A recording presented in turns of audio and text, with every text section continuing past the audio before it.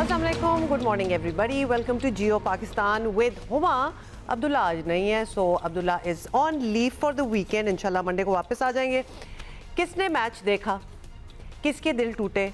क्योंकि कल का मैच वो था जिसमें हमें लग रहा था इंशाल्लाह अगर हम जीत जाते तो ज़रा इक्वल टर्म्स पे हम आ जाते, और फिर लास्ट जो मैच होता न्यूजीलैंड और पाकिस्तान के बीच में T20 का, वो ज़रा हमें ज़्यादा दिलचस्प लगता। लेकिन अब तो हम सीरीज़ हार चुके हैं। आपको पता है ना, एक मैच जो था वो तो बारिश की नज़र हो गया था, फिर 2 जीत लिए। अब न्यूजीलैंड ने 1, हमने जीता। 1 more left to go, but does it even matter? तो ज़रा दिल टूट टाइप सिचुएशन हो गई।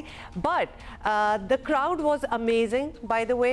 लाहौर में स्टेडियम भरा हुआ था और लोग इन्जॉय कर रहे थे। And what I like is कि हम जीते या हारे, लोग बड़ा अच्छा एक मूड जो है वो क्रिएट कर देते हैं। और कल स्टेडियम में हमें एटलीस्ट ग्लिम्सेस में ये देखने को मिला। हाउएवर जब मैच हारे हम, तो उसमें ऑब्वियसली ऑडियंस में दिखा रहे थे लोगों को, कुछ लोग रो भी रहे थे। सो आई कैन टोटली इमेजिन कि कितना ये लें जी, अभी हम आपको फुटेज भी दिखा रहे हैं। ये रोने वाले जो शॉट्स थे ना, तो इनको देख के तो और भी ज़्यादा दुख हो रहा था कि we want the team to win for us, for all the people जो कि ऑब्वियसली स्टेडियम पहुंचते ही इसलिए हैं कि अपनी टीम को विनिंग मैच देखें अपनी टीम का। लेकिन अगर लूज़ कर जाएं तो it's a sad feeling.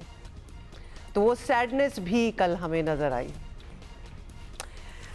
Oh well, लेकिन ये by the way we will discuss this later in the show. Sikandar Bakht हमारे साथ होंगे, तो इसमें इतना भी ट्रेजेडी नहीं होनी चाहिए फीलिंग, क्योंकि आपको पता है कि टीम कॉम्बिनेशन जो है बिफोर द वर्ल्ड कप बहुत सी कॉम्बिनेशंस जो हैं वो ट्राई की जा रही हैं। प्लेयर्स भी कुछ अनफिट हैं। कल के मैच में तो बहुत की प्लेयर्स हमारे नहीं खेल रहे थे। Although that should not be the reason, जो भी खेल रहा हो they should be fighting fit और जीतना ही चाहिए। हाउएवर अब तो हो गया, क्या किया जा सकता है। बट आई थॉट ज़रा हम इसके बारे में थोड़ी सी बात कर लें और फिर आगे चलते हैं। एंड ऑफ कोर्स डिटेल में बात करेंगे जब सिकंदर बख्त होंगे। एंड यू नो उनकी तो अपनी ही एक सोच है, तो we'll wait for that. In the meantime political parties में जब इख्तलाफात आते हैं ना, नॉट कोई एक पॉलिटिकल पार्टी की किसी और पॉलिटिकल पार्टी से, जब अंदर ही एक ही पार्टी के अंदरून मसले जब स्टार्ट हो जाते हैं, तो वो बड़ा एक कॉन्फिडेंस शेक करते हैं उनके फॉलोअर्स में। और ऐसा हम अपनी सारी जो पॉलिटिकल पार्टीज़ हैं इस वक्त उसमें देख रहे हैं। आपको बताएं कि मुस्लिम लीग नून के अपने और तहरीक इंसाफ के अपने मसाइल हैं, मगर एक मसला ऐसा है जिसका दोनों जमातों को सामना है, और वो है पार्टी के अंदरूनी इख्तलाफात, जिसका मैं जिक्र कर रही हूँ। एक रहनुमा एक बात करता है तो दूसरा उसकी नफ़ी कर देता है। पब्लिक अकाउंट कमेटी के चेयरमैन का मामला आया तो बानी PTI ने शेर अफजल मरवत का नाम दिया। इनफैक्ट ये कोई ऑलमोस्ट मंथ 1.5 महीना पहले ये डिसाइड भी हो गया था, अनाउंस भी हो गया था। बाद में पार्टी ही के लोग शेर अफजल का पत्ता काटने में लग गए, और ये बात शेर अफजल ही से सुन लें, उनका क्या कहना था। एक हफ्ता कबल में हमारे कुछ दोस्त मिले थे, तो खान साहब को ये बावर करा रहे थे कि स्पीकर या नून वाले जो हैं वो नहीं मान रहे हैं, तो वो खान पे उन्होंने जोर दिया कि मुतबादिल का नाम दे। जो भी कर रहे हैं मेरा ख्याल है वैसे ही मतलब है, अपना कद छोटा कर रहे हैं। मैं मज़ीद इस पे बात नहीं करता हूँ, लेकिन ये हरकतें मैंने किसी के पीछे इस तरह हरकतें तो नहीं की है। खान ने एक चीज़ पे नाम ले दिया है, अब खान को मजबूर कर रहे हैं कि जी आप अपना फैसला रिवर्स करें। बहुत से फैसलों में खान साहब पे ये दबाव डाला गया। तो ये हुआ, इसके बारे में हम ज़रा बात करेंगे। साथ ही आपको बता दें कि तहरीक इंसाफ के पुराने रहनुमाओं को लगता है कि पार्टी पर ऐसे लोग काबिज हो गए हैं जिनकी कोई खिदमात नहीं, वो उन्हें आस्तीन के सांप समझते हैं। अभी हमारे अंदर कुछ आस्तीन के सांप हैं, मुनाफिक अंदर बैठे हैं। मैं खुल के बात करने वाला हूं। मैं किसी शौकास मुकास से नहीं डरता, मैं अल्लाह से डरता हूं। हमारे यूं भाई आपके घर में आया, मैं आज अली अमीन खान से भी कह रहा हूं, मैं आज PTI की लीडरशिप को कह रहा हूं कि आज मेरी फाइनल आपके लिए मैसेज है, वर्कर को उठाए, लॉयलिस्ट को उठाए। वो जो पार्टी की बुनियाद है, ऊपर पैराशूट रिजेक्टेड है, जिन्होंने खाट के कमर में चुने घोंपे, आप फिर उनको गले लगा रहे हैं। हम उनको गले लगाने नहीं देंगे। आस्तीन का सांप, मतलब ये काफ़ी स्ट्रॉन्ग टर्म्स हैं, और अपनी ही पार्टी में से किसी को ये कह देना that does not bode well. वो एक फॉलोअर्स के लिए भी एक अच्छी चीज़ नहीं होती। इन एनी केस चले मूविंग ऑन, मुस्लिम लीग नून की बात करते हैं। मुस्लिम लीग नून भी कुछ ऐसे ही मसाइल से दो चार है। जावेद लतीफ़ का मौक़िफ़ है नवाज़ शरीफ को साजिश के तहत वज़ीर आज़म नहीं बनाया गया और बल्कि नहीं बनने दिया गया। सेनेटर इरफान सिद्दीकी ने कहा कि नवाज़ शरीफ तो वज़ीर आज़म बनने पाकिस्तान आए ही नहीं थे। मुस्लिम लीग नून के कारकुनों में इस बयान का बड़ा बुरा पैगाम गया है। राना सनाउल्लाह दोनों से इत्तफाक नहीं करते। जावेद लतीफ़ साहब के इल्ज़ामात आपको दुरुस्त लगते हैं? जी नहीं, ये इल्ज़ामात गलत हैं। कोई सबूत है तो आए लाएं, अदालत में चलते हैं और उसके मुताबिक जो है वो कार्रवाई, अगर उससे हमें कोई फायदा भी पहुंच सकता है तो हम लेते हैं। मैं उनके इस एतराज़ को बिल्कुल दुरुस्त नहीं समझता कि इस इलेक्शन में किसी को जो है वो टारगेट किया गया। इरफान सिद्दीकी साहब ये कह रहे हैं कि नवाज शरीफ साहब तो चौथी दफ़ा वज़ीर आज़म बनना ही नहीं चाहते थे, ना उन्हें बनना था। आप लोगों ने तो इतने बड़े बड़े इश्तिहार चलाए थे, तो बनना था नहीं बनना था? नहीं, बिल्कुल ये कैसे हो सकता है। अवाम के साथ कोई इतनी जो है वो इस तरह की दो नंबरी तो नहीं हो सकती कि हम बनना ना चाहते हों और उसके बाद हम ये नारा लेके इलेक्शन में जाएं कि पाकिस्तान को नवाज दो और पूरी कैंपेन जो है वो चलाएं। यानी सिंपल मेजॉरिटी मिलती तो नवाज शरीफ साहब ही वज़ीर आज़म होते? जी 100%, इसमें कोई शक नहीं है। ये भी आप सुन लें। तो उधर भी बहुत सी बातें हो रही हैं। पार्टी के अंदरूनी मसाइल से हुकूमत की परफॉर्मेंस मुतासर होगी तो अपोजिशन की अपनी सियासत का नुकसान होगा और अंदरूनी लड़ाई और खींचातानी का इल्ज़ाम अपोजिशन हुकूमत पर और हुकूमत अपोजिशन पर नहीं लगा सकती। ये मसला तो उन्हें खुद ही हल करना पड़ेगा। बेसिकली ये मवाद देने वाली बात है अगली दूसरी पार्टी को कि जब भी कोई इख्तलाफात हों तो वो इस किस्म की बात जो है वो करें और अगले को ऑब्वियसली डिफेंसिव एक फुट पे लाने वाली बात है। तहरीक इंसाफ के रहनुमा वलीद इकबाल हमारे साथ हैं और साथ ही PMLN के सेनेटर इरफान सिद्दीकी साहब भी साथ हैं। वलीद इकबाल साहब, सबसे पहले तो आपसे बात कर लेते हैं। ये हमें ऐसा है या फिर कोई ऐसी बात है कि मरवत साहब जब आते हैं उनको साइडलाइन कर दिया जाता है, उनको कोई अपॉइंटमेंट्स मिलती हैं चेयरमैन PTI की तरफ से, लेकिन अंदरूनी को इख्तलाफ होते हैं, कुछ ना कुछ ज़रूर होता है। और अभी शहरियार आफरीदी ने तो आस्तीन का साम उनको नहीं कहा, लेकिन चलें कहा तो सही। तो ये what's happening inside the party, ये ज़रा बताएं। मैं आपको बिल्कुल वाज़ेह कर सकता हूं जी कि आपने जिस तरह से सवाल किया कि उसका वो हिस्सा कि जी आपको ऐसा लग रहा है हमारी पार्टी बिल्कुल मुत्तहद और एक आवाज़ के साथ जो है वो या एक मौक़िफ़ पे खड़ी है। और आप इस गुफ्तगू में आपने वो PMLN के अंदरूनी इख्तलाफात का भी हवाला दिया और आप एक मुआजना भी कर रहे हैं कि जी उस पार्टी में भी है और इस पार्टी में भी है। मैं समझता हूँ दो बहुत अहम फ़र्क हैं इधर। एक हमको इन मसाइल का सामना है और ये मैं बात पहले भी कह चुका हूँ। हमको मसला और एक चैलेंज बहुत बड़ा ये है कि हमारे बानी चेयरमैन जो हैं वो कैद हैं और कैद होने की वजह से उन तक बिल्कुल महदूद रसाई है। तो जब महदूद रसाई हो तो फिर उसमें ये सारे मुश्किलात आ जाती हैं, जिसको मैंने पहले अर्ज किया था और दोहरा रहा हूँ कि मैसेज फिर थोड़ा सा गार्बल हो जाता है। अदरवाइज हम तो बिल्कुल एक सुतून की तरह जो हैं जो खड़े हैं और असल जो है लीडरशिप वो इमरान खान साहब की है और सबको इस बात का पता भी है। जो ऐवानों में इलेक्ट होके आए हैं, जिनको बाहर भी रखा गया है, असल वोट इमरान खान साहब का है और उसी के बलबूते पर ये जो है सारी जो है हमारी इस वक्त की जो मुख्तलिफ ऐवानों के अंदर जो मौजूदगी है वो भी और हमारी जो पॉपुलर सपोर्ट है जो आवाम के अंदर और जो हम अगर अदरवाइज मुजाहरे करने का ऐलान हमने किया हुआ है तो हम उस पर बिल्कुल वाज़ेह और क्लियर हैं। तो फिर ये बता दें, ये छोटे मोटे इख्तिलाफात चलते रहते हैं। ठीक है, छोटे मोटे तो ठीक होंगे, लेकिन शेर अफजल मरवत साहब का कहना है कि उनको खुद खान साहब ने अपॉइंट किया है पब्लिक अकाउंट कमेटी का हेड बनने के लिए और ये महीना पहले की बात हो चुकी है। ये अनाउंसमेंट भी उनकी तरफ से हो गई थी एंड उनकी एक पूरी एक क्लैरिफिकेशन क्या उस पर आया था कि जी मैं बड़ा खुश हूँ कि मुझे इतनी इंपॉर्टेंट पोजीशन दी गई है। अब एक महीने पुराने वाली बात कैसे चेंज होगी? अब ये चेंज खान साहब की तरफ से ही आया है या बीच में कोई बातचीत हुई है? जी, इसके ऊपर भी मैं आपको बिल्कुल वाजे कर देता हूं बतौर तर्जुमान के कि किसी एक मुझे इनफरादी सतह पर तो इस बात का, ये मेरे नॉलेज में भी ये बात आई थी कि इस किस्म का कोई कुछ देर पहले एक ऐलान या कोई इस तरह की नामजदगी हुई थी, लेकिन जो मैंने इस पे क्लियरली और हमारे जो तर्जुमान आला हैं रऊफ हसन साहब जो कि सेक्रेटरी इत्तलात हैं, उनसे भी इस पे वजाहत ली है कल रात। तो उन्होंने कहा है कि जी अभी इस अहम ओहदे के लिए ये जिसका भी तकर्रुर होना है वो नाम अभी ज़ेरे गौर है।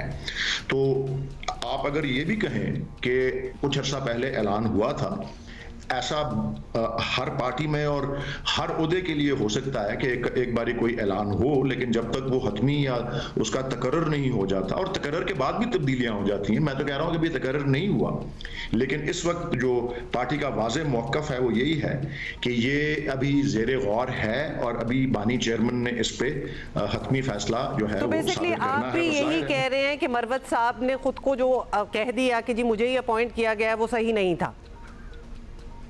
नहीं, मैं उसके सही और गलत में जो है इस पोजीशन में नहीं हूं कि उस पर कोई रोशनी डालूं, लेकिन मैंने फिर से कहा ना कि जिस तरह आपने सुना था मैंने भी ये बात सुनी थी कुछ अर्सा पहले, लेकिन हमारी पार्टी का मौक़िफ़ के जो तर्जुमान आला हैं, जब मैंने उनसे इस बात का पूछा कि जी मैंने भी ये नाम सुना था, उन्होंने कहा नहीं जी, ये पोजीशन जो है इस वक्त की वो ये है कि अभी ये नाम ज़ेरे गौर हैं और अभी एक नाम का ऐलान होना है। और एक्चुअली ये तो अभी 2-3 दिन पहले ही कौमी असम्बली के अंदर कुछ थोड़ी सी आपस में हमारे इख्तलाफात में या जो शोर शराबा था उसमें कमी आई है, और अब सब पार्टियों ने कल ही शायद मीटिंग की है पार्लिमानी लीडर्स ने कि कमेटियों की तश्कील अब शुरू होगी। सो असल मरहला अब आया है और असल फैसला अब होना है। तो ऐन मुमकिन है कि कोई बात ऐसी हुई हो कि जी आप अंडर कंसिडरेशन है या मरवत साहब आप बन सकते हैं या बन जाएंगे, लेकिन असल वक्त अब आया है और अब असल ऐलान होगा। अच्छा चलें, we will wait for that. In the meantime Irfan Siddiqui sahab आप भी हमारे साथ हैं। अब नवाज शरीफ साहब के वजीर आज़म ना बनने का मामला हो या इलेक्शन में धांधली वगैरह या पार्टी के दीगर मामलात हों, कई रहनुमाओं का नुक्ता नज़र जो है वो एक दूसरे से बिल्कुल मिलता नहीं है, मुख्तलिफ है। तो नज़र आ रहा है कि पार्टी के अंदर खींचातानी भी चल रही है। आपको लगता है ऐसी बातों से पार्टी को नुकसान होगा, और ख़ास तौर पे पार्टी को तो जो नुकसान होगा हुकूमत की परफॉर्मेंस पे और भी ज़्यादा स्क्रूटनी आ जाएगी? जी बहुत शुक्रिया हुमा, मैंने आपकी गुफ्तगू सुनी वलीद इकबाल साहब से भी, और पहले तो मुझे आप तन्हा भी ठीक लग रही हैं, लेकिन कमी अब्दुल्ला की मैं महसूस ज़रूर कर रहा हूँ। सो मैं ये अर्ज करता हूँ कि जिन बयानात की तरफ आपने इशारा किया है, मेरा बयान भी आया और इसमें जावेद लतीफ़ साहब का भी और राना साहब का भी। मैंने जो बात कही है मैं बार बार उसकी तफसील, उसकी वजाहत, उसकी नोक पलक ठीक करके भी बयान कर चुका हूँ। मैंने ये कहा है कि मियां मोहम्मद नवाज शरीफ से जो मेरी मुलाकातें रही हैं इंतखाबात से पहले, लंदन में हुई हैं या रायविंड में हुई हैं, उनसे मैंने एक एक्सप्रेशन लिया, एक तासुर लिया कि वो चौथी बार वजीर आज़म बनने के लिए आमादा शायद नहीं है अपने दिल से, अपने अंदर से। और इसके लिए उन्होंने बहुत सी बातें भी की, बहुत से जवाब भी दिए और बहुत से दलाइल भी दिए, ख़ासतौर पर लंदन की मुलाकात में। मुझे ये बात कहने की ज़रूरत नहीं थी, लेकिन एक तासुर ये दिया गया कि जैसे नवाज शरीफ बहुत बेताब थे, बेचैन थे, बेकली का इजहार कर रहे थे कि मैं चौथी बार वजीर आज़म बनूं, और उनका रास्ता किसी अनदेखी ताकत ने रोक लिया या उनका रास्ता शहबाज शरीफ साहब ने किसी साजिश के जरिए रोक लिया। ये बातें नहीं थी, ये बात बिल्कुल इंतहाई बेबुनियाद और गलत बात है। ना किसी ताकत ने उनका रास्ता रोका, ना शहबाज शरीफ साहब ने। मैं उस मीटिंग में भी शरीक था जो इंतखाबात के फौरन बाद हुई, बड़ी महदूद सी मीटिंग थी, 10-15 सीनियर लोग थे, जिसमें मियां साहब ने ये इंकशाफ या ऐलान किया कि वजारत उज़्मा जो है वो शहबाज साहब को मैं दे रहा हूँ। तो उस पर एग्री किया सब ने।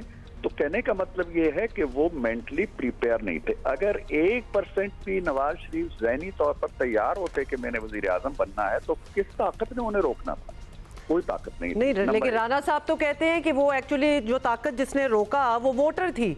जब वो सिंपल मेजॉरिटी नहीं मिली तो वो ऑटोमेटिकली वो फैसला हो गया। यानी नवाज शरीफ साहब वजीर आजम तभी बनते अगर पूरी मेजॉरिटी आती पीएमएलएन को, जो कि ऐसा नहीं हुआ। तो that is when the decision was made कि वो वजीर आजम नहीं बनेंगे। राणा साहब का तो यही इशारा है, बल्कि बड़ा क्लियर कट कह भी दिया है। देखें, राणा साहब मुझसे बहुत सीनियर हैं, जहां तक पार्टी से उनकी एसोसिएशन का ताल्लुक है। मेरे पास कोई पार्टी का ओहदा भी नहीं है, वो सबसे बड़े सूबे के सदर हैं। मैं उनकी किसी बात की तरदीद नहीं करना चाहता। उनका तासुर ठीक होगा। उनकी जो मियाँ साहब से मुलाकातें होती रही हैं और शायद मुझसे ज्यादा हुई हों, उन्होंने यही तासुर लिया होगा कि मियाँ साहब अगर 2/3 अक्सरियत होगी तो वजीर आजम बनेंगे। मैं उस तासुर की नफी नहीं कर रहा, क्योंकि मैं उन मुलाकातों में शरीक नहीं था जिनमें से राणा साहब ने ये एक्सप्रेशन लिया या इम्प्रेशन लिया। इसी तरह जो मेरी मुलाकातें उनमें राणा साहब शरीक नहीं थे जिनसे मैंने ये इम्प्रेशन लिया। तो ये इम्प्रेशन की बात है, उनका तासुर बिल्कुल ठीक होगा। लेकिन इरफान सिद्दीकी साहब, मिलियंस ऑफ फॉलोअर्स, मतलब वोटर्स, इतने लोग हैं, तो ये एक्सप्रेशन का ही अगर डिफरेंस हो तो आपस में बात नहीं कर लेनी चाहिए ताकि एटलीस्ट यूनाइटेड फ्रंट हो उस अवाम के सामने जिन्होंने obviously they showed faith in you, vote दिया। उनको अगर नजर आएगा कि दो डिफरेंट स्टेटमेंट्स आ रही हैं तो वो मायूस तो होंगे ना। इनमें हुमा मेरा ख्याल नहीं है कि कोई ऐसा डिफरेंस है या कोई ऐसा मटेरियल किस्म का इश्यू बन गया है बड़ा। ये राय है मेरी, उनकी राय है, और हो सकता है, मैं तो ये कह रहा हूँ, हो सकता है उनकी राय दुरुस्त हो। लेकिन इसके साथ मैं एक बात ये कहना चाहता हूँ कि नवाज शरीफ साहब वजीर आजम की कुर्सी पे नहीं है, लेकिन क्या नवाज शरीफ साहब की हुकूमत नहीं है? क्या ये पीएमएलएन की हुकूमत नहीं है? क्या चीट किया गया है? क्या ये जो शहबाज साहब बैठे हुए हैं ये मियाँ साहब की अप्रूवल से नहीं बैठे हुए? क्या पंजाब के अंदर जो हुकूमत बनी है ये मियाँ साहब की अपनी हुकूमत नहीं है या उनकी अप्रूवल से नहीं बनी है?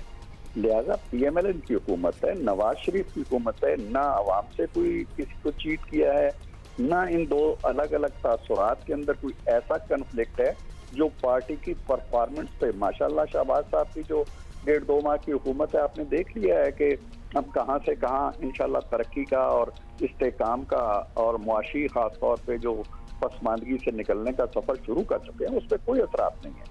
मैं सिर्फ इस तासुर को जाहिर करना चाहता था कि there is no such conspiracy against मियां साहब within the party. Well, the term conspiracy जो आपने इस्तेमाल की है, जावेद लतीफ साहब का भी यही कहना है कि साजिश के तहत वजीर आजम नहीं बनने दिया, तो वो तो एक्चुअली बिल्कुल ही कॉन्स्पिरेसी की तरफ जा रहे हैं।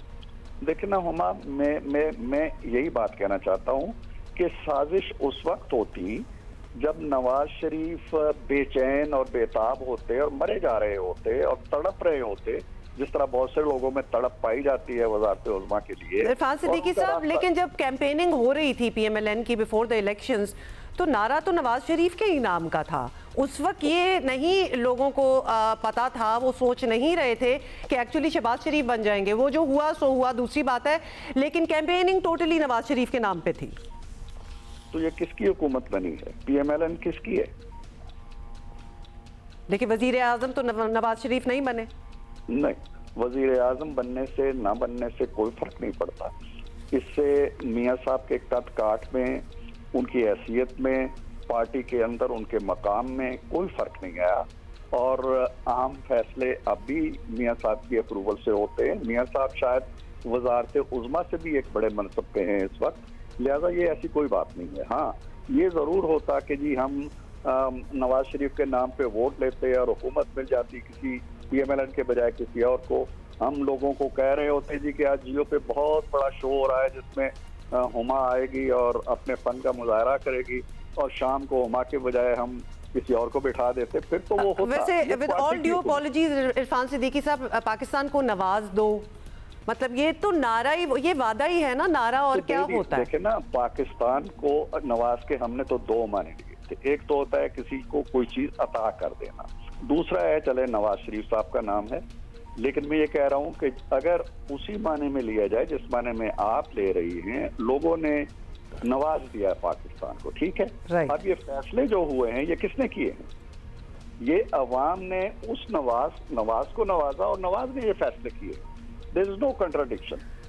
Okay, we are going to take you word for it. Waleed Iqbal sahab भी हमारे साथ हैं। वलीद इकबाल साहब, आप भी बता दें हमें कि शहरियार अफरीदी एक पब्लिक को एड्रेस करते हुए आस्तीन के सांपों का जिक्र करते हैं विद इन द पार्टी। किसकी तरफ इशारा कर रहे हैं, किसको कह रहे हैं? इसका जवाब तो वो खुद ही दे सकेंगे, लेकिन मैं आपको पिछले सवाल के जवाब में मैंने जो बात आपको की थी ना कि PMLN में और PTI में दो अहम फर्क है, मैंने एक पे सिर्फ रोशनी डाली थी कि एक तो हमारे लीडर कैद हैं और इनके लीडरान तमाम जो है वो रिहा फिर रहे हैं और उसमें कोई वो इस किस्म की वो उनको उस चैलेंज का सामना नहीं है। और दूसरा ये कि ये पार्टी हुकूमत में है या दावा ये कर रही है कि ये हुकूमत कर रहे हैं, हालांकि ये नहीं पता कि जो वजीर दाखिला हैं वो वजीर आजम के साथ काम कर रहे हैं या उनके मातहत काम कर रहे हैं, क्योंकि काबीना में फर्स्ट अमंग इक्वल्स तो वजीर आजम ही होते हैं। लेकिन जितनी पॉलिटिक्स मैं जानता हूँ और जितना मेरा तजुर्बा है उसमें बहुत ज़्यादा वसी तो नहीं है, 10-12 साल का है। जिस तरह हमारी पार्टी का जो सारा वोट बैंक है और पॉपुलैरिटी है, तो वो तो इमरान खान साहब की उस पे है, नाम पर और उनके परसोना पर और उनके इमेज पर और उनके मौक़िफ़ पर। उसी तरह PMLN का जो जिस हद तक वो पॉपुलर हैं और अवाम की उनको हिमायत हासिल है, तो वो तो वोट सारा मियाँ नवाज शरीफ का है। मियाँ शहबाज शरीफ स्टैंड अलोन जो हैं वो तो कोई इतनी पॉपुलैरिटी कमांड ही नहीं करते। तो ये हमारा मौक़िफ़ तो वैसे ये है कि इनकी 15-20 सीटें आई थी, इनको पहुंचा दिया गया है 70-80 के ऊपर या जहां का ऊपर भी। और मियां साहब मनसेरा में तो चले हार गए, वो लाहौर में भी हारे हुए थे और वो उनको जहां तक मैं समझता हूं उनको इल्म भी है, उनको बताया भी गया है कि जी आपको तो कामयाब करवाया गया है। अब मैं चलें ये सारी बात करके मैं आपको शहरियार अफरीदी साहब का जो है मैंने कहा जवाब तो वही देंगे, लेकिन मैं ये एक मामला और एक मौजू जो है और वो ये है कि बहुत से लोग जो हैं प्रेस कॉन्फ्रेंसेस करके और दबाव में या जैसे भी था वो पार्टी को छोड़ के चले गए। और ये पिछले एक सवा साल में या एक साल में हुआ इस तरह से खास तौर पे। तो उसमें 8 फरवरी के इलेक्शन की टिकट्स की अवार्ड तक तो बहुत सख्ती थी और खान साहब ने खुद इस बात का इरादा किया हुआ था कि किसी ऐसी शख्सियत को जिसने प्रेस कॉन्फ्रेंस करके पार्टी छोड़ी है उसको वापस पार्टी के अंदर नहीं लेना और टिकट अवार्ड नहीं करना। और 8 फरवरी के बाद उस रवैये में कुछ नरमी आई है। तो मेरे नज़दीक अगर आप मेरी राय मांग रही हैं तो मेरे नज़दीक वो यही है कि जी कुछ बात ये अब चमगोइयाँ हो रही हैं कि लोग कुछ वापस आ जाएंगे या क्या हो जाएगा, और कुछ हो सकता है कुछ ऐसे मौजूदा लीडर्स हों पार्टी में जो इस बात को इनकरेज कर रहे हों। Basically making space for it, making space for it to happen. आप साहब इन्हीं की बात कर रहे हैं जी। अच्छा, एक अब फाइनली एक और चीज़ बता दें और ऑब्वियसली आप इसकी क्लैरिटी दे सकते हैं, क्लैरिफिकेशन दे सकते हैं कि कहा जा रहा है, ये भी कहा जा रहा है कि वुकला का PTI जो पार्टी है उस पर कब्जा हो गया है और एक वाज़े ग्रुप बंदी है। Obviously it is being headed by a वकील एज वेल, बैरिस्टर गौहर साहब की बात हो रही है। ऐसा फीलिंग आप लोगों को है? बिल्कुल मुझे ऐसी फीलिंग नहीं है जी। और मैं आपने कुछ जो क्लिप्स, अभी एक क्लिप जो शहरियार अफरीदी साहब का दिखाया और फिर अभी न्यूज़ हेडलाइंस में आता रहा है अली अमीन गंडापुर साहब CM जो KP हैं उनकी तरफ से भी उनकी जो कल मैं उस सारी तकरीब में मौजूद था, मैं उसका स्टेज सेक्रेटरी था जो हमारी यौम तासीस थी कल 28वीं। तो कल ही, अब जिस तरह मैंने आपको अभी पिछले सवाल के जवाब में बताया कि जो पब्लिक अकाउंट्स कमेटी की चेयरमैनशिप की बात है, तो मैंने हमारे मेज़बान ख़ास कल रऊफ़ हसन साहब थे, he is not a lawyer और वो इमरान खान साहब के पुराने साथी हैं। और कल वो मैंने आपको जब वजाहत भी दे रहा था कि मैंने उनसे इस बात को तस्दीक भी की है क्योंकि वो कल उन अफराद में थे जो उनको मिल के आए हैं और उनमें जो हैं बेशतर हमारे पार्टी के ओहदेदार थे, जिसमें से इस तरह शिबली फराज साहब हैं, जिस तरह उमर अयूब साहब हैं और फिर रऊफ हसन साहब का मैंने आपको नाम बताया। और यस, एक बहुत काफी तवील अरसा उन तक रसाई सिर्फ वकला की थी, तो उससे एक तासुर ये मिलना शुरू हो गया। और यस, वकला को कुछ उसमें अहमियत भी मिली, टिकट्स भी मिले, अहम ओहदे भी मिले, लेकिन कतई तौर पे ये बात नहीं है, मैं आपको बिल्कुल रोजे रोशन की तरह ये वाजे कर देता हूं कि कोई इस किस्म का आप समझ लें कि कब्जा कर लिया है पार्टी पे वकला ने, या कोई टेक ओवर कर लिया या हाईजैक कर लिया या कोई ऐसा लफ्ज जो है, ये बिल्कुल लागू नहीं है। ये हमारी पूरी टीम मौजूद है। आप नहीं समझते फाइनली। ओके, इरफान साहब, एनी थॉट्स? क्योंकि अभी हम वलीद साहब से भी बात करें, आपने सुन लिया होगा, उनको भी यही तासुर है कि नारेबाजी सारे नवाज शरीफ के नाम पे थी और थोड़ा सा उनका तो ये कहना नहीं था, लेकिन फॉलोअर्स के साथ धोखा सा हो गया। नहीं, मैं तो इसकी बड़ी वजाहत कर चुका हूँ कि धोखा किस चीज को कहते हैं। पहली बात तो ये है कि वलीद मेरे बड़े अच्छे दोस्त हैं और हाउस में हमने बड़ा अच्छा 3 साल का वक्त गुजारा है। उनसे आपने सवाल उनकी पार्टी और आस्तीन के सांपों का किया और वो बराह रास्त मेरी पार्टी पे आ गए और मेरी पार्टी का ऑपरेशन शुरू कर दिया। मैं ना आस्तीनों का जिक्र करता हूँ, ना सांपों का जिक्र करता हूँ, और ना मैं वो मिसरा गिनवाता हूँ कि लाए हैं बज़्म नाज से यार खबर अलग अलग। जो भी अडयाला जाता है, अगर 4 या 5 आदमी आते हैं तो पांचों के पास अलग खबर होती है और छठी खबर होती है उन रिपोर्टर्स के पास जो बराह रास्त खान साहब से मिलके आते। मैं इन बातों में नहीं पढ़ना चाहता। जो सवाल आपने किया मैंने उसके बारे में अर्ज कर दी कि नवाज शरीफ को लोगों ने वोट दिया। नवाज शरीफ कमांड कर रहे हैं पार्टी को, नवाज शरीफ की हुकूमत है और नवाज शरीफ अवाम की उमंगों की तर्जुमानी के लिए जो उन पर एतमाद किया गया अपनी जगह मौजूद है, अपना किरदार अदा कर। Got it, point taken. बहुत शुक्रिया इरफान सिद्दीकी साहब और Waleed Iqbal sahab for being with us. Break ले रहे हैं, we'll be back in just a bit. And thank you for your messages. आज somehow I think one of perhaps the only ones जिसने VPN अपना नहीं कनेक्ट किया हुआ, लेकिन अभी रिफ्रेश हो रहा है Twitter, so I was very surprised कि आप लोगों के मैसेजेस भी मुझे मिल रहे हैं। Thank you so much for the support.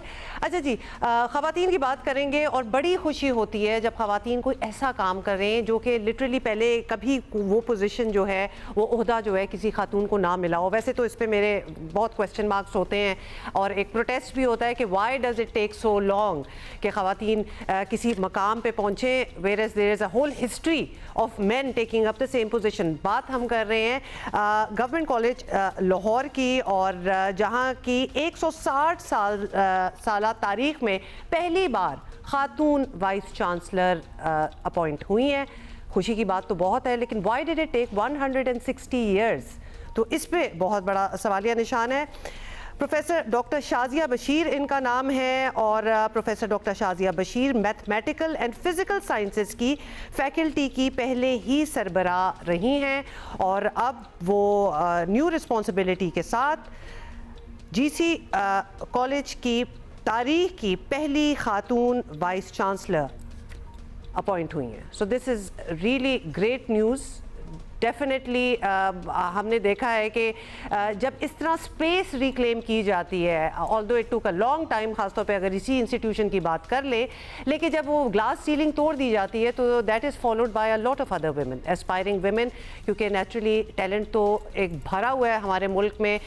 लड़कियाँ, बच्चियाँ, ख़वातीन भी उसी तरह मेहनत कर रही हैं और उसी टैलेंट के साथ आगे बढ़ी हैं, लेकिन कभी कभार उनको वो पोजीशन, वो मकाम नहीं मिलता जो दे डिज़र्व। लेकिन अल्हम्दुलिल्लाह हमने देखा है in the past couple of years slowly and steadily things are changing in Pakistan. हम स्पोर्ट्स की फील्ड देख लें, एजुकेशन की फील्ड देख लें, आईटी की फील्ड देख लें, मेडिसिन की फील्ड देख लें, हर जगह बहुत टॉप पोजीशंस पे हमें ख़वातीन भी नज़र आ रही हैं। So it is definitely good news.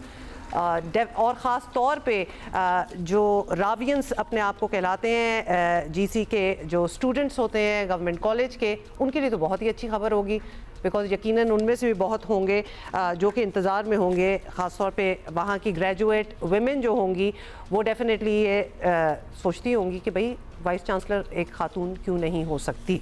So that has definitely changed. कोशिश हमारी यही है कि हम प्रोफेसर डॉक्टर शाजिया बशीर से भी बात करें। We are trying to connect to her, लेकिन उससे पहले हम अभी वादा था कि आपकी मुलाकात कराएंगे। फर्स्ट एवर फीमेल जीसी की वाइस चांसलर हैं गवर्नमेंट कॉलेज लाहौर की, प्रोफेसर डॉक्टर शाजिया बशीर ने हमें ज्वाइन किया है। डॉक्टर साहबा, बहुत बहुत मुबारक हो आपको, congratulations. What does this mean to you? ये एक अचीवमेंट ये है और एक ये डेफिनेटली एक ग्लास सीलिंग जो है वो ब्रेक हुई है ख़वातीन के लिए, एजुकेशनिस्ट ख़वातीन के लिए। क्या तासुरात हैं आपके? मेरे लिए बड़ी खुशी और एजाज़ की बात है कि अल्लाह ताला ने मुझे ये मौका दिया कि मैं फिर अब से अपने आलमा मैटर को बतौर वाइस चांसलर सर्व करूं। I am also serving this institute since last 28 years. So actually there is nothing new, but this experience is of course new, and I wish I will fulfill the expectations of my faculty, students, and also government of Pakistan as well. So I am highly thankful to all those high-ups who have selected me. So it is a matter of pride for me and for my family, my teachers, my students, and also for me as well. And I should try level if first. we may add for the nation as well, because ये achievement भी हम रोज ऐसी achievement सुनते नहीं हैं, इसलिए definitely मुल्क के लिए भी और मुल्क की जो बच्चियां हैं, खवातीन हैं, उनके लिए बड़ी एस्पायरिंग ये बात है। डॉक्टर साहबा, क्या इससे पहले भी women contenders रही हैं for this slot, आपकी नॉलेज में है? देखिए जो वीमेन यूनिवर्सिटीज है वहाँ तो फीमेल ही जाना होता है उन्हें, लेकिन जो मेल यूनिवर्सिटीज हैं वहाँ पे चूँकि हमेशा मेल्स ऑलरेडी की पोजीशंस पे मौजूद होते हैं, तो उन्हीं में से फिर सिलेक्शन हो जाती है। जैसे फॉर एग्जांपल अब तीनों डीन्स के जो थे उसमें से एक फीमेल फर्स्ट डीन थी, तो उन्हें अल्लाह ताला ने ये पोजीशन दे दी। जो कि होता ही है कि कंपटीशन होता ही बेसिकली इसी का नाम कंपटीशन है कि आपको जो लॉन्ग रन में हार्ड वर्क है वो आपको ऑफ कोर्स पे ऑफ करती है। जो यंग जनरेशन आगे आना चाहती है, अगर वो ये समझती है कि there is shortcut, there is no shortcut for success, उन्हें वर्क हार्ड करनी है, कंसिस्टेंट हार्ड वर्क करनी है। उनके लिए सिर्फ मेरा ये मैसेज है, अगर आप किसी को रोल मॉडल बनाते हैं तो प्लीज साइंटिस्ट, इंजीनियर्स, एजुकेशनिस्ट को अपना रोल मॉडल बनाएं, नॉट एक्टर्स, एक्ट्रेसेस, प्लेयर्स। वो आपके रोल मॉडल नहीं होने चाहिए। आपके रोल मॉडल वो होने चाहिए जिन्होंने कंसिस्टेंट हार्ड वर्क की और जिन्होंने वाकई मेहनत से कोई मुकाम अचीव किया है। नई यंग जनरेशन समझती है कि मेहनत के बगैर हम हर मुकाम हासिल कर सकते हैं, तो नहीं कर सकते। You have to beat and you have to compete. और इसमें कोई दूसरी राय नहीं है कि अगर लड़कियां या खवातीन ऊपर आना चाहती हैं तो वो आ सकती हैं, अगर वो मेहनत करें तो nothing is impossible. Doctor Shazia, agree with you in parts, लेकिन मेहनत तो आपको पता है कि हर फील्ड में है, मतलब एक्टर हो, कोई स्पोर्ट्स पर्सन हो, स्पोर्ट्स विमेन हो, मेहनत तो करे बगैर आप आगे आ ही नहीं सकते। लेकिन ये ज़रूर बताइएगा कि अगर मेहनत इज़ द की, तो फिर इतनी खवातीन इन पोजीशंस में पाकिस्तान में क्यों नहीं है? क्या खवातीन मेहनत नहीं करती? जिस तरह आपने वो शॉर्टकट की बात की है, कैन दे बी अक्यूज्ड कि उनको आसानी से ये पोजीशंस चाहिए और वो लेवल की हार्ड वर्क नहीं है? A lot of people might disagree to that though. नहीं, ये कहना कि खवातीन को उनके हकूक नहीं मिलते, ये गलत है। मैं इस चीज़ के बिल्कुल खिलाफ हूँ जो पाकिस्तान में ये कॉन्सेप्ट पाया जाता है। हम तो ज़्यादा प्रिविलेज्ड हैं। एक हम उस इस्लाम के पैरोकार हैं जिसमें पहले ज़माने जाहिलियत में जिंदा दफना दिया जाता था।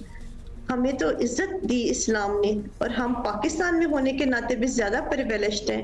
हमारे वालिद, हमारे भाई, हमारे हस्बैंड्स, हमारे बेटे और फिर उसके बाद मेल कोलीग्स जो वाकई रियली अच्छी फैमिलीज के कोलीग्स हैं, वो भी हमें ज़्यादा रिस्पेक्ट देते हैं।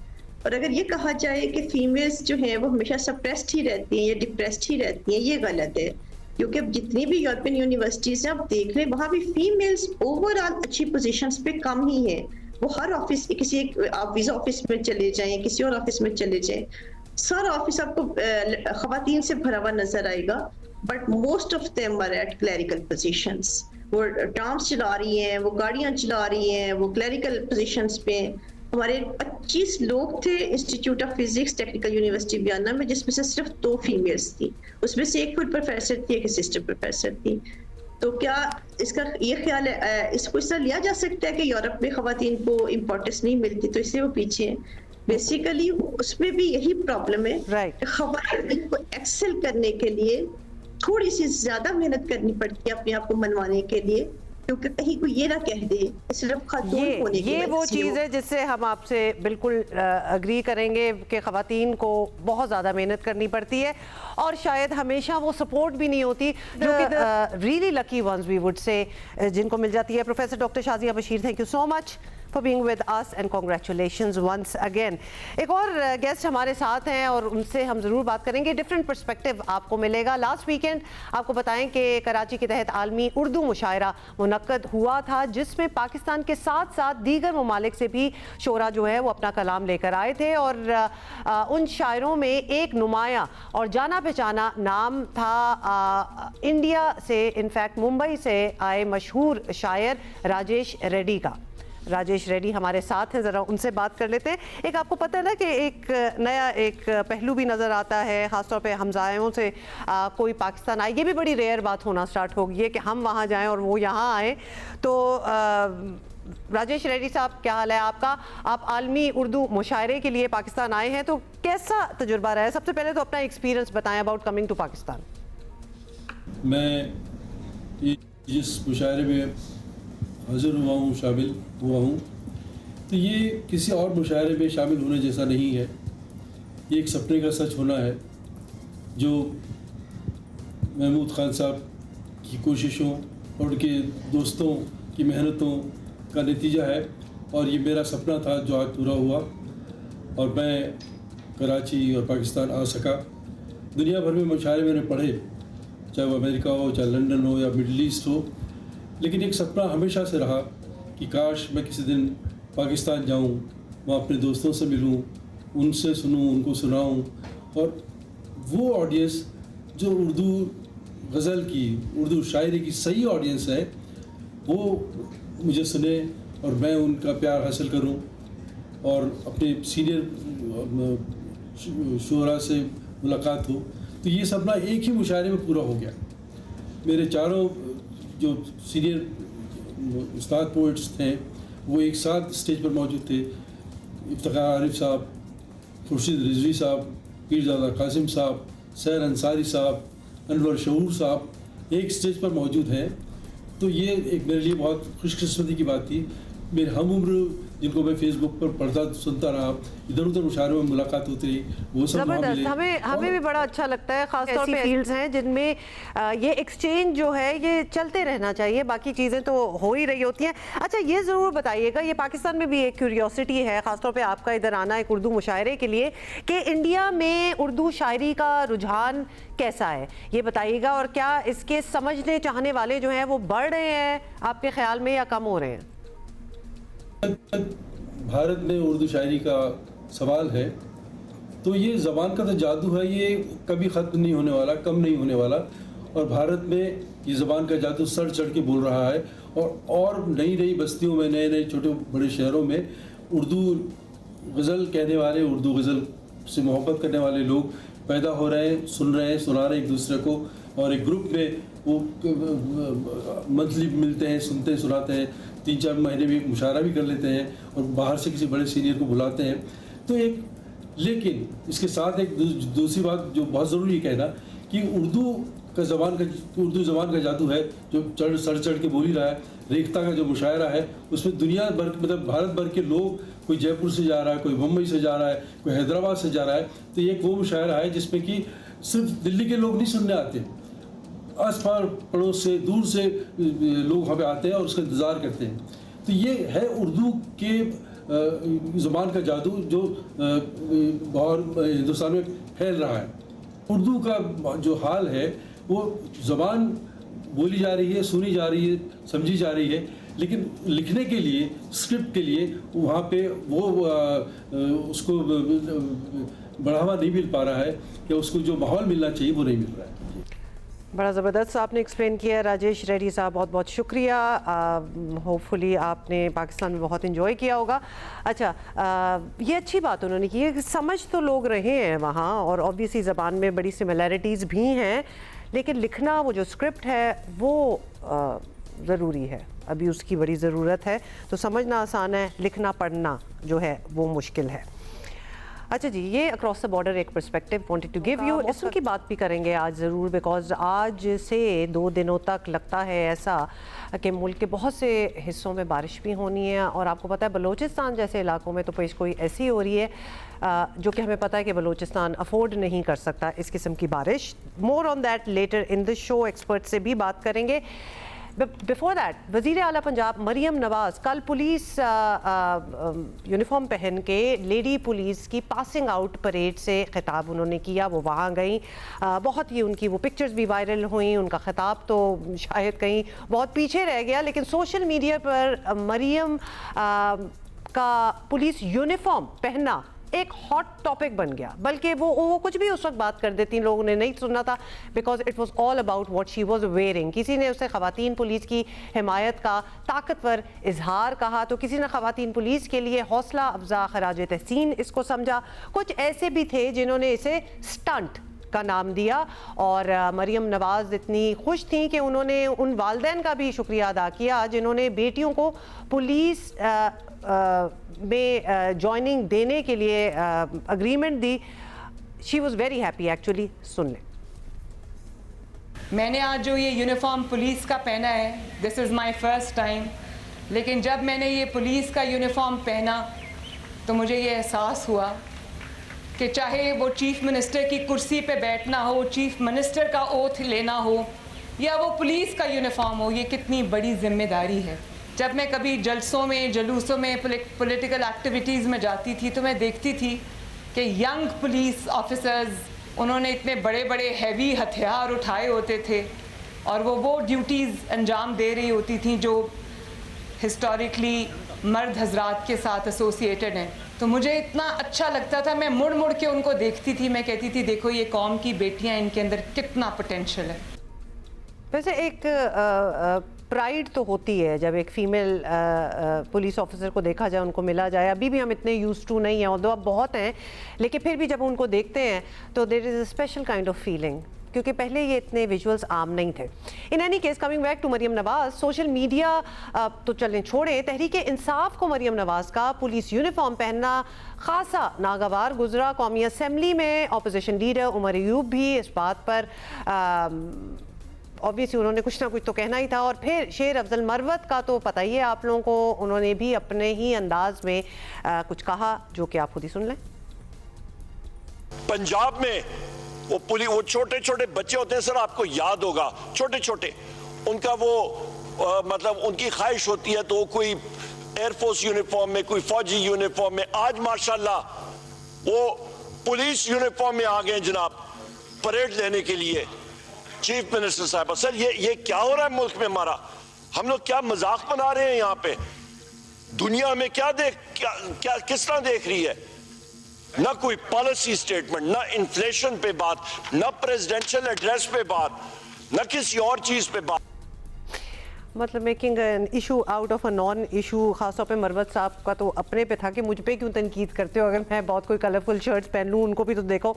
इन एनी केस अभी तो कुछ भी नहीं है। एक वकील तो मरियम नवाज़ के पुलिस यूनिफॉर्म पहनने पर इतने नाराज़ हुए कि सेशन कोर्ट लाहौर में दरख्वास्त दायर कर दी। दरख्वास्त में कहा कि कोई शख्स रियासती इदारों की वर्दी नहीं पहन सकता, कानून की खिलाफ वर्जी पर वज़ीर आला के खिलाफ मुकदमा दर्ज किया जाए। अदालत ने दरख्वास्त गुजार से थाने के फ्रंट डेस्क की रिपोर्ट तलब करते हुए समाअत 29 अप्रैल तक मुलतवी कर दी। हालांकि इस हवाले से पुलिस का मौक़िफ़ है कि पंजाब पुलिस के ड्रेस रेगुलेशंस में तरमीम की गई थी, जिसके मुताबिक गवर्नर या वज़ीर आला परेड के मुआयनों, पुलिस फोर्स से खिताब, पुलिस स्टेशंस के दौरों या ऐसे मौके पर पुलिस की हौसला अफजाई के लिए यूनिफॉर्म पहन सकते हैं। तो उनका ये कहना था। मरियम नवाज़ पब्लिक फिगर हैं, इसलिए लोग उनकी शख्सियत के हर जाविये पर बात करते हैं। बदकिस्मती ये है कि हमारे माशरे में ऐसे लोग भी मौजूद हैं जो ख़वातीन को आसान टारगेट समझते हैं। और यहाँ तक कि मरियम नवाज़ लेडी पुलिस एहलकार का दुपट्टा ठीक करने पर भी तनकीद का निशाना बनी थी। आपको याद ही है, चलें एक दफ़ा फिर देख लें। और पहनने ओढ़ने के मामले पर आपको ये भी याद होगा कि वज़ीर इत्तलात पंजाब आज़मा बुखारी ने हमारे ही प्रोग्राम में कुछ दिन पहले क्या कहा था, एक दफ़ा ये भी देख लें। चीफ मिनिस्टर साहिबा जो है उनको अभी जो बेले बैठे हैं आजकल लोग जिनको काम कोई नहीं ना उनके कभी लीडरों ने कोई काम किया था, उनका काम हमेशा से, आज से नहीं हमेशा से है। वो मरीम नवाज साहिबा ने जूता क्या पहना है, मरीम नवाज साहिबा ने कपड़े क्या पहने, उनको सिर्फ इसी पे कंसर्न है।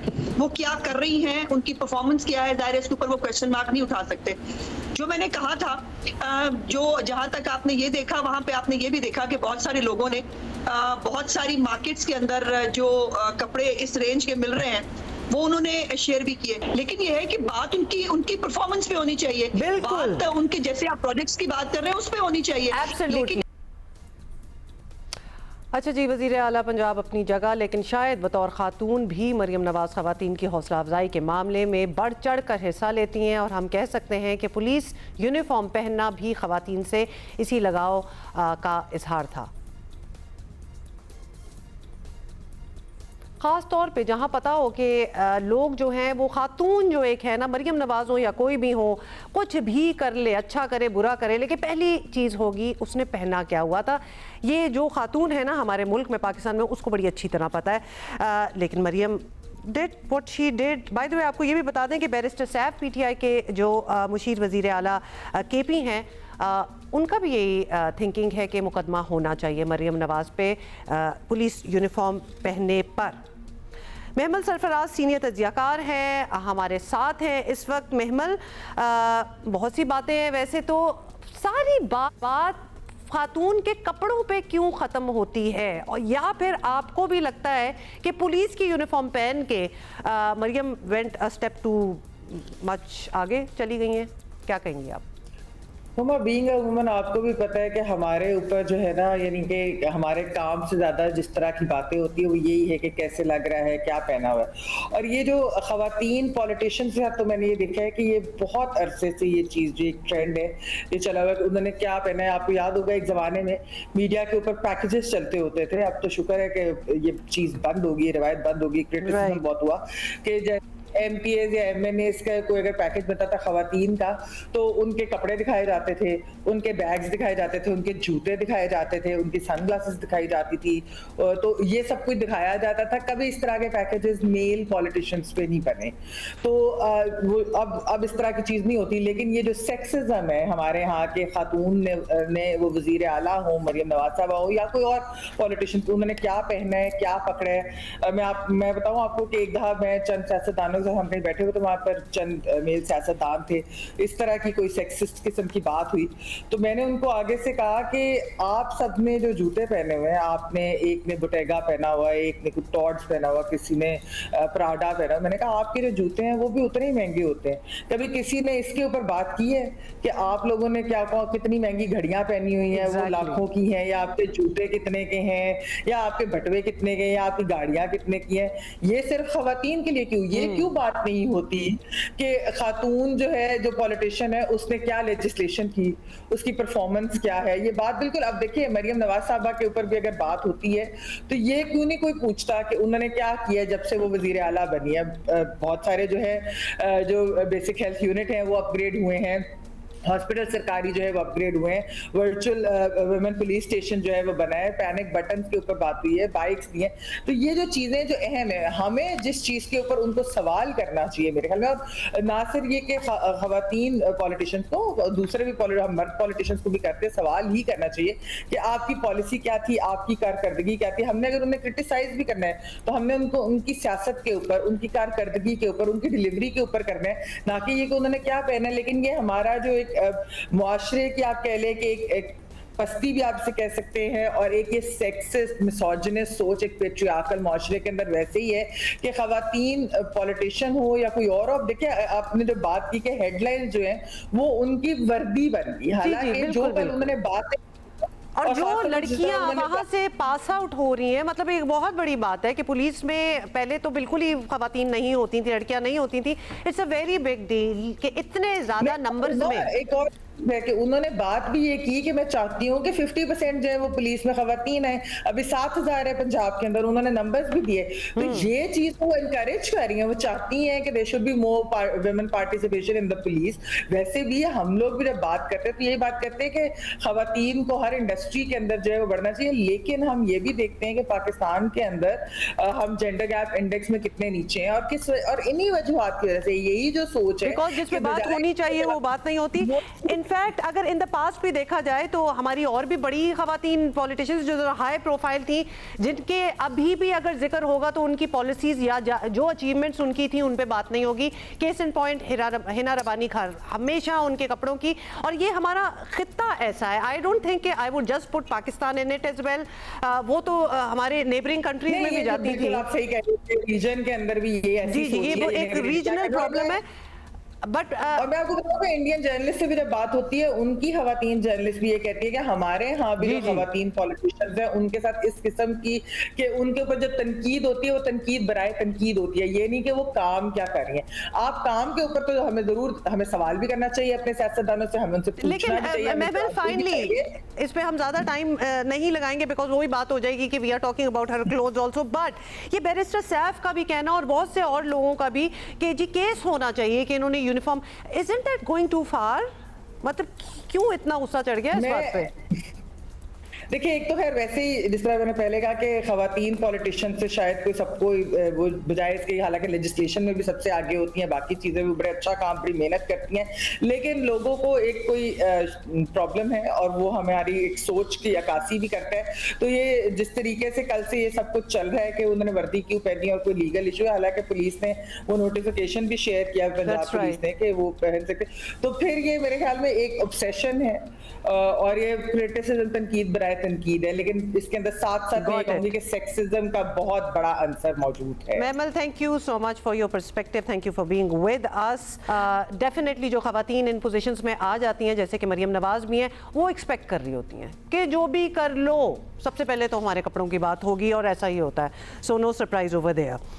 अच्छा जी, मूविंग ऑन, और ज़रा क्रिकेट की अब बात कर लेते हैं और आपको बताएं कि जून में वेस्ट इंडीज़ और अमेरिका में होने वाली T20 क्रिकेट वर्ल्ड कप की ट्रॉफी की दुनिया भर में नुमाइश जारी है, और इसी सिलसिले में ट्रॉफी मुल्कों जो है वो सफ़र करती पाकिस्तान पहुंच गई है। इस्लामाबाद में पाकिस्तान मॉन्यूमेंट के मकाम पर ट्रॉफी की नुमाइश की गई, और क्या ट्रॉफी दिखाएं जल्दी से प्लीज़। बड़ी कुछ चमकती हुई चमचमाती ट्रॉफी है, और उसकी एक झलक देखने के लिए शायकीन क्रिकेट बेताब दिखाई दिए। ये लें जी, सामने आ गई ट्रॉफी, और ट्रॉफी जो है इस्लामाबाद के बाद आपको बता दें कि एबटाबाद और फिर लाहौर का सफ़र करेगी। मतलब एबटाबाद भी जा रही है, तो आई एम जस्ट वंडरिंग कि कराची आएगी कि नहीं आएगी, but I don't think so, at least अभी ऐसी कोई रिपोर्ट नहीं है। ओह अच्छा, हमारे सेट पे एक मक्खी भी घूम रही है इधर, ये उस दिन अब्दुल्ला ने भी जिक्र किया था लास्ट टाइम, आई थिंक वही है जो दोबारा निकल आई है। Let's talk about yesterday's match. करना चाहते हैं बात, इसकी डिटेल दें, सैड सी डिटेल है, लेकिन आपको बता दें कि न्यूजीलैंड ने चौथे T20 में सनसनीखेज मुकाबले के बाद पाकिस्तान को 4 रन से शिकस्त दे दी। 4 एंडिंग जो थी ना, उसमें हमें एक छक्का चाहिए था और हम शायद पार कर सकते थे, लेकिन हुआ नहीं। और इस फतेह के साथ कीवीज ने सीरीज़ में 1-2 की बर्तरी जो है वो हासिल, मतलब बेसिकली उनकी बर्तरी हो चुकी है। और कदाफी स्टेडियम लाहौर में होने वाले मैच में कीवीज के 179 रन्स के ताकुब में पाकिस्तान टीम मुकर्ररा ओवर्स में 8 विकेटों के नुकसान पर 174 रन्स बना सकी। आखिरी गेंद पर पाकिस्तान को जीत के लिए एक छक्का चाहिए था, लेकिन अमाद वसीम इसमें नाकाम रहे। कौमी टीम के कप्तान बाबर आजम कल महज 5 रन्स बनाकर आउट हो गए। अब पता नहीं अब ये दोबारा से रिपीट करनी चाहिए बात के नहीं, because it was quite painful. Sikandar वक्त हमारे साथ है। सिकंदर, क्या हाल है आपका? What are your thoughts? कल तो सारे nobody could actually kind of perform. In fact Fakhar Zaman की 61 भी कुछ काम नहीं आई। या देखो, मैं क्रिकेट में तो बात करूं, मैं जल्दी से मैं एक बात करना चाहता हूं कि अभी आप वो खवातीन की उनकी बात कर रही थी, मैं उस पर जरूर कमेंट देना चाहता हूं। कल से मेरे जहन में चल रहा था कि Maryam Nawaz was looking stunning, और इतनी ग्रेसफुल लग रही थी उन कपड़ों में। मैंने अपनी बेगम को भी बोला कि यार देखो क्या जबरदस्त लग रही है ये खातून, ये बहुत जबरदस्त लग रही थी। तो ये लोग जेलसी में बात कर रहे हैं, आई थिंक कि उसमें कोई हार्म नहीं है अगर उन्होंने यूनिफॉर्म पहनी है। सारे क्रिकेटर्स को जो है ना उन्होंने ऑनरी डीएसपी एसपी पता नहीं सबको यूनिफॉर्म पहनाए हुए, शाहीन शाह अफरीदी, राइट एग्जैक्टली, तो उन्होंने खुद भी पहन लिया। वेरी नाइस, अच्छा लगा सिकंदर आपका vote of confidence for her, हमें अच्छा लगा। अच्छा मैच का बताएं। और दूसरी चीज ये कि क्या आपके अभी रोटेशन पॉलिसी चल रही है कि कभी अब्दुल्ला कभी आप कभी कुछ ऐसा ही समझ ले, लेकिन ये पॉलिसी तो बताएं क्रिकेट में कैसी कामयाब नहीं हो रही लगता है। What's happening? उन्होंने देखे कल दो तीन चीजें बहुत अच्छी हुई, टीम बहुत अच्छी सेलेक्ट की, जो हम कह रहे थे उसी तरह की टीम सेलेक्ट हुई। उन्होंने बहुत अच्छा किया कि शाहीन को भी रेस्ट दिया, उन्होंने जो है नसीम शाह को भी रेस्ट दिया, सबको खिलाया। वेरी गुड, मुझे बड़ी खुशी हुई है। कोई बात नहीं, हम हार गए, बहुत अच्छा मैच हुआ आखिरी तक। देखे इसमें क्या हुआ, बाबर फेल हुए तो हम हार गए।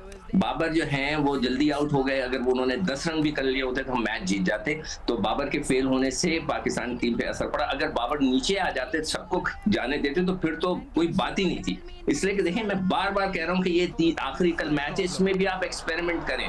कोई बात नहीं, आप सीरीज हार जाते हैं, कुछ नहीं है, ना क्रिकेट बोर्ड को कुछ फर्क पड़ेगा, ना किसी टीम को कुछ फर्क पड़ेगा। आपने कल भी एक्सपेरिमेंट करना है, उन लड़कों को ट्राई करना है जो जिनको यही टीम आप खिलाएं। मैं तो कहता हूँ बाबर भी नीचे आए, जाने दें इन लड़कों को, फखर को ओपन करने दें, फिर देखते हैं क्या होता है। इसी तरह टीमें बनती हैं। मुझे बिल्कुल थोड़ा सा भी दुख नहीं है, ना मैं क्रिटिसाइज करूंगा कि हम कल हार गए, बहुत अच्छा किया। इट्स अ गुड एक्सपेरिमेंट, इसी तरह करना चाहिए। अब जब आप आयरलैंड और इंग्लैंड में खेलेंगे तो फिर आप पूरी टीमें खिलाएं। तो मेरे ख्याल से it's was a good experience या एक्सपेरिमेंट जो भी उन्होंने किया। और पाकिस्तान टीम थोड़े से कन्नों से रह गई है। इंशाल्लाह कल का मैच फिर हो सकता है दोबारा जीत जाए। अच्छा ये बताएं, चलें एक्सपेरिमेंट पे बात हो रही है तो किसी का दिल भी ख़राब नहीं होना चाहिए कि अगर हम हार गए इसको, specially for the players, because they would also know कि हम ये रोटेशन हम सेटिंग कर रहे हैं basically for the much bigger tournaments and matches. लेकिन वो लोग जैसे कि हमारे उस्मान हैं जिन्होंने अभी एक यूएई का एक कॉन्ट्रैक्ट ख़त्म करके वो इधर आए, उनसे भी कोई ख़ास परफॉर्मेंस नहीं हो सकी, उनके क्या तासुरात होंगे कि मैंने सही फैसला लिया कि नहीं लिया? देखिए, ये मैंने उस वक्त भी कहा था कि बहुत बड़ा फैसला किया था उन्होंने कि पाकिस्तान के खातिर उन्होंने अपने यूएई के सारे कॉन्ट्रैक्ट खत्म करके वो पाकिस्तान आए थे खेलने के लिए। मगर देखें, इंटरनेशनल क्रिकेट और डोमेस्टिक क्रिकेट में फर्क होता है। जब आप पीएसएल खेल रहे होते हैं वो बिल्कुल डिफरेंट होती है। अगर आप इंडिया में देख लें कि बराबर में जो मैचेस चल रहे हैं, उनके लोकल टूर्नामेंट चल रहा है, तो वो 250-250 रन, पता नहीं कितने कितने रन हो रहे हैं और चेस भी हो रहे हैं। मगर जब इंटरनेशनल क्रिकेट होती है, भारत में ही होती है, हमारे पड़ोस में, तो इतने हैवी रन नहीं होते। टीमों का स्टैंडर्ड बढ़ जाता है, फील्डिंग का, बॉलिंग का, हर चीज का स्टैंडर्ड बहुत ऊपर हो जाता है, जिसके वजह से आप जो है वो वैसी परफॉर्मेंस नहीं दे सकते जैसे डोमेस्टिक में। मगर उनकी एक दिल की ख्वाहिश थी पाकिस्तान से खेलने के लिए, उनको मौका मिला, कल एक और उनको मौका मिलेगा, इंशाल्लाह वो करें। देखें, इंशाल्लाह हो सकता है वो रन्स करें, खेलते वो अच्छे हैं, जब वो शॉट्स मारते हैं बहुत तगड़े मारते हैं, मगर उनके साथ बैड लक हो रही है कि उनके साथ कि वो रन्स नहीं कर पा रहे। तो मेरे दिल से उनके लिए दुआ है कि वो उन्होंने इतनी बड़ी कुर्बानी दी है। कुर्बानी तो बहुत बड़ी है, मतलब ये होपफुली राइट ऑफ तो नहीं हो जाएंगे ना ये 1-2 मैचेस में अगर उनकी परफॉर्मेंस ना रही? नहीं, देखो ये तो सिलेक्टर्स के पर है, वो किस तरह सोच रहे हैं, उनको किस एंगल से देख रहे हैं, किस तरह देख रहे हैं। जब अगर आपने उनको, जब वो पाकिस्तान के लिए ऑफर की थी आपने, तो उनको आपने क्या उम्मीदें दिलवाई थी, आपने उनसे क्या वादे किए थे, ये देखना है। तो आप उनको लेके जाएं आइलैंड के टूर पे, देखें आइलैंड के टूर पे वो क्या करते हैं, वहां पर जाकर देखें। अगर फेल होने की बात करें तो बाबर भी फेल हो गए, उन्होंने भी अभी तक कोई 50 नहीं किया, कोई बड़ा स्कोर नहीं किया, वो उनका भी स्कोर वैसे ही है। तो ये ऊपर नीचे परफॉर्मेंस होती है। मेरी ये ख्वाहिश है कि उनको जो एक आइलैंड का टूर भी दें। लेट्स सी कि वो वहां पे क्या करते हैं, उसके बाद फैसला करें उनका कि उनको वर्ल्ड कप के लिए रखना है या नहीं रखना है। इसलिए कि जब उनको ये ऑफर की होगी, जब दिया होगा, तो उनसे कुछ ना कुछ वादे जरूर एब्सोल्युटली, कोई कंडीशंस भी तो होंगी जिन पे उनको भी उतरना होगा। श्योरिटीज दी गई होंगी कि ये कर, आप आए, आपको हम वर्ल्ड कप तक ले जाते हैं, या आपको हम ये करेंगे, वो करेंगे, ये कॉन्ट्रैक्ट देंगे, सेंट्रल कॉन्ट्रैक्ट देंगे, व्हाटएवर। तो हमें जब उस लड़के ने इतनी बड़ी कुर्बानी दी तो थोड़ा उसका ख्याल रखना चाहिए, उसको आइलैंड भी भेजें। अच्छा, अब बताएं कि ये जो इंजरीज हो रही हैं, आप इसको do you take it in stride? ये नॉर्मल सी बात है? मतलब हमारे इतने प्लेयर्स को, आजम खान आउट हो गए इंजरी की वजह से, Rizwan injured as well, this is normal, ये रिजवान इरफान नियाजी भी अनफिट हुए। अच्छा, वो भी, देखिए, yes, वो कहते हैं ना कि हुमा कहते हैं ना कि गिरते हैं शहसवारी मैदान जंग में। तो ये जो खेल है ये एक्स्ट्राऑर्डिनरी चीज होती है, इसमें मसल्स खींचते हैं, वो ये कोई नॉर्मल चीज है। मगर हमें ये पता है कि हमारे लड़कों की फिटनेस का लेवल इतना स्ट्रांग नहीं है। वो क्यों खुद भाई, अभी तो महाबरियाज हैं, काबुल हमने से इतना फिट होके आए थे।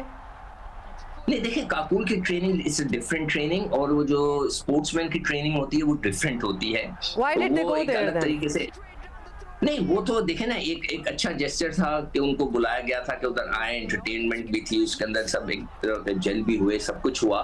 मगर देखें, वहाब रियाज पहले ही कह चुके थे कि इस टीम के अंदर एक अजीब सी रिवायत है कि फिटनेस पे बात ना की जाए। मैंने आपको 10 दफा पहले भी बता चुका हूँ कि हमारे ही प्रोग्राम में इंटरव्यू में वहाब रियाज ने कहा था।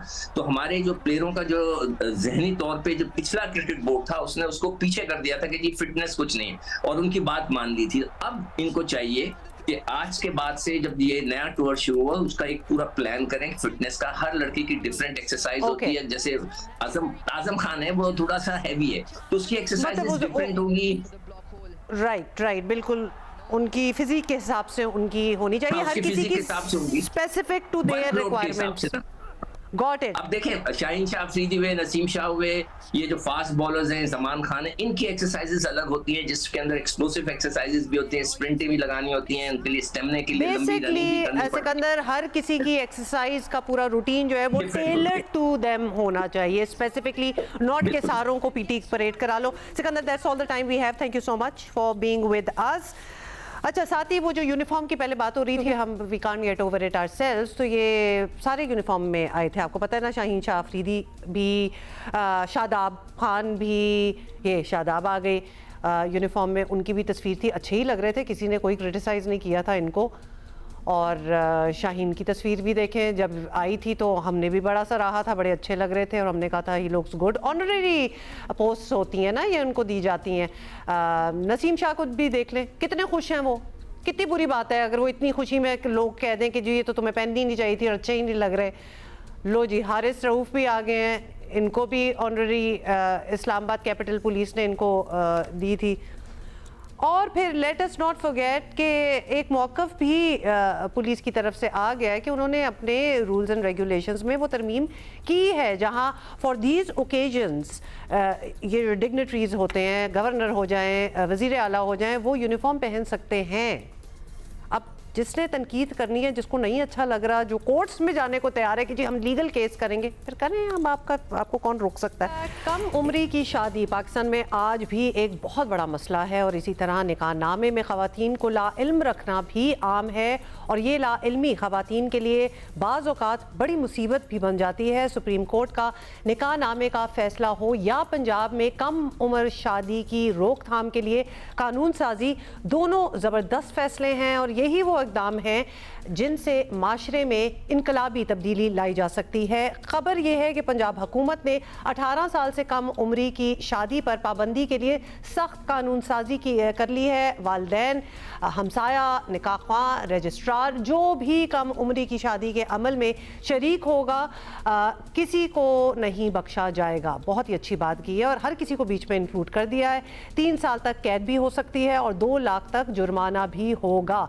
दूसरी तरफ सुप्रीम कोर्ट से निकाहनामे केस का आने वाला फैसला भी बड़ा खुश आइंद है, जिसमें साबिक शौहर की दरख्वास्त मुस्तरद कर दी गई कि उसे साबिक बीवी से प्लॉट वापस लेकर दिया जाए, क्योंकि ये निकाहनामे की इजाफी शर्त थी। सुप्रीम कोर्ट ने फैसले में लिखा कि निकाहनामे पर दस्तखत करते वक्त जहेज या हक महर से मुतालिक दुल्हन का बाखबर होना ज़रूरी है। अदालत ने करार दिया कि अगर ये साबित हो कि निकाह के वक्त खातून को इसके हकूक़ और शराइत से आगाह नहीं किया गया था, तो फ़ायदा बीवी को मिलना चाहिए। बड़ी अच्छी बात है एक्चुअली, और इसी पे हम बात भी करेंगे। ख़ासतौर पे जो कानून साजी हो रही है कितनी इफ़ेक्टिव रहेगी, इम्प्लीमेंटेशन कैसे होगी, ये बहुत बड़ी बात है। आमना कादिर, माहिरीन कानून हमारे साथ है। आमना, वेलकम। आमना, आप किस तरह देख इस ड्राफ्ट को, Punjab child marriage restraint act 2024 को, कितना सक्सेसफुल हो सकता है, कितना ज़रूरी था? थैंक यू, बहुत शुक्रिया। आई थिंक कि ये ड्राफ्ट तो बहुत ज़रूरी था, क्योंकि हर सूबे में KPK में, सिंध में चाइल्ड मैरिज की एज काफ़ी सालों से 18 पे लाई गई है, और जो कि मेजॉरिटी एक्ट है और कॉन्ट्रैक्ट एक्ट है वो मुल्क के गवर्निंग कानून है for entering into a contract. और ये कहते हैं कि age of entering into a contract has to be 18 years old. अब इसको देखते हुए इट वाज एसेंशियल कि हमारी भी पंजाब की हुकूमत चाइल्ड मैरिज के एज को ऊपर करे। हाउएवर मसला जैसे कि हर कानून में होता है इम्प्लीमेंटेशन का, चाइल्ड मैरिज एक्ट में भी आई थिंक यही मसला रहेगा कि आप इसको इम्प्लीमेंट कैसे करेंगे और इसकी प्रोटेक्शंस वुमेन को कैसे देंगे। बिकॉज पंजाब हैज, पाकिस्तान में तो सबसे one of the highest rates of child marriages दुनिया भर में है, बिल्कुल, and we got the widest gender gap. So basically तालीम की तरफ बॉयल डाउन करता है और तालीम की तरफ जाता है कि आप लोगों को अपने हुकूक के बारे में कैसे आगाह करेंगे। अच्छा आमना, इन प्रिंसिपल बिल्कुल आप भी सही कह रही हैं कि ये बात बहुत अच्छी है और ये होना चाहिए था, लॉन्ग टाइम कमिंग, लेकिन अगेन इम्प्लीमेंटेशन एक इशू। हमने पहले भी बहुत से ऐसे कानून आए हैं, लॉज आए हैं जिनकी इम्प्लीमेंटेशन बहुत मुश्किल है। इम्प्लीमेंटेशन तो चले बात की बात है, अवेयरनेस भी नहीं है, लोगों को ये भी नहीं पता होता, और फैसिलिटेटर्स भी बहुत ज़्यादा होते हैं ना बताने वाले। हम बड़े शहरों की तो बात ही नहीं कर रहे, हम गांव देहात, हम उन जगहों की बात करें कि वहाँ कोई मुहिम चलाना पड़ेगा, क्या करना पड़ेगा, क्योंकि इसको आपको पता है कि एक लबादा कल्चरल नॉर्म्स का भी दिया हुआ है। तो अनलॉफुल तो बात की बात है, कल्चरली बड़ा एक्सेप्टेबल है कि 13-14 साल की बच्ची की शादी हो सकती है, और बेशक लड़के जिससे हो रही हो वो भी 14-15 साल का हो। ये तो माइंडसेट चेंज करने वाली बात है। आमतौर पे लड़के 14-15 साल के नहीं होते, उनकी उम्र ज्यादा होती है। लड़कियों का ये भी है कि उनकी कम होती है, बट जो परसेंटेजेस अगर आप नंबर्स देखें, सबसे ज्यादा परसेंटेज अंडर दी 18 साल की उम्र से कम औरतों की शादी होती है। तो पहली स्टेप आई गेस यही है कि हमारी हुकूमत ने पहली स्टेप ये लिया है कि कानून बने। अब कानून बन गया है तो इस पे अब फिर इम्प्लीमेंटेशन का यही है कि न्यूज़ चैनल्स को टिकर्स चलाने पड़ेंगे, हुकूमत को आउटरीच प्रोग्राम्स करने होंगे ताकि वो देहात में जाके लोगों को आगाह करें। क्योंकि the main reason is not कि आपकी मैरिज में मसला क्या है। अगर आप काम पे करेंगे, extremely high child mortality rates हैं पाकिस्तान में, उससे आगे देख के डोमेस्टिक वायलेंस के घरेलू तशद्दुद तकरीबन 90% घर में होता है पाकिस्तान में, देहात में। तो बेसिकली ये होता है कि औरतों को आप काम से, वर्कफोर्स से एक्सक्लूड कर रहे हैं by making them get married at young edges.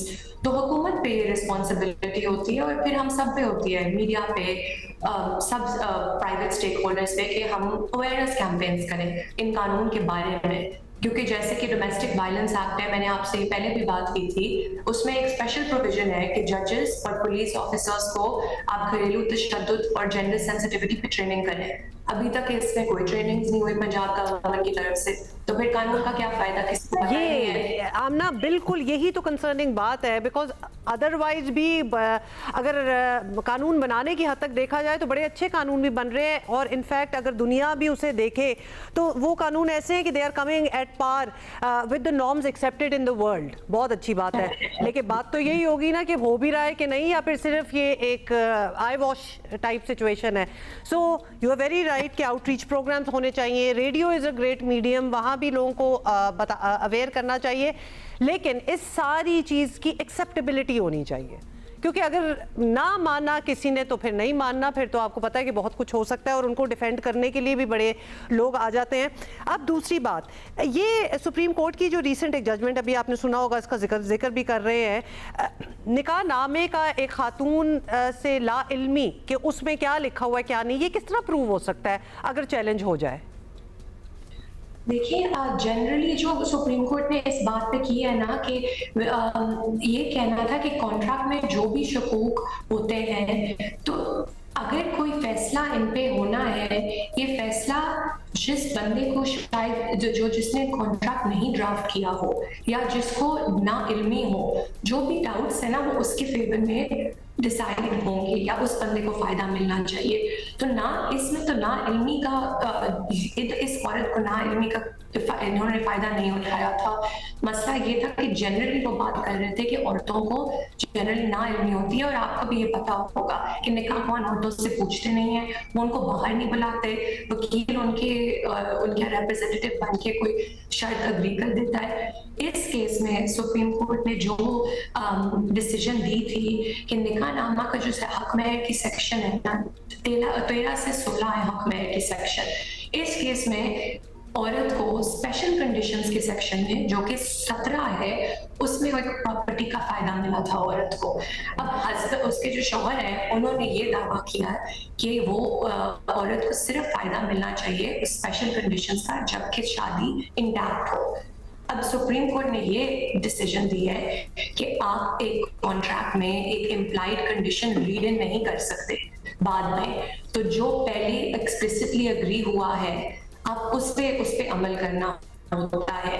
और फिर जनरली उन्होंने ये बात की है कि औरतों को नहीं पता होता कि किस शराइत पे निकाहनामा एंटर हो रहा है, और अगर कोई डाउट हो इस पे वो औरत के फेवर में जाए। तो ये तो इससे तो फिर बात तो वही होगी ना कि बेसिकली चुकन्ना किया जा रहा है उन हजरात को कि आप यू शुड मेक श्योर कि खातून ने भी निकाहनामा पढ़ा हो, वरना जो भी होगा बाद में उसका फायदा उसी को होगा।